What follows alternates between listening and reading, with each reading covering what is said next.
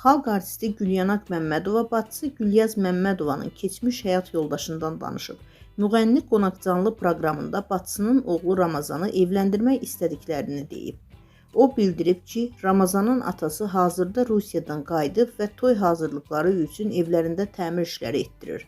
Gülyazın bircə balası var. Nəyi var ona qurban etməyə hazırdır. Ramazanın atası gəlib, evi təmir etdirir. Özü Moskvada təmir işi ilə məşğuldur. Dedim ki, evin təmiri bitsin, toy et. Bir ayın içində gəlini gətir. Onu çox istəmişik. Xasiyyət, qismət, anlaşma məsələsi var. Heç vaxt heç kimi boşandığı üçün qınamaq olmaz. Biz onun boynunu qucaqlayıb öpürük. Evimizə gəlir. Biz onunla həm də qohumuq. İstəyirik Ramazan üçün onun qohumlarından qız alaq.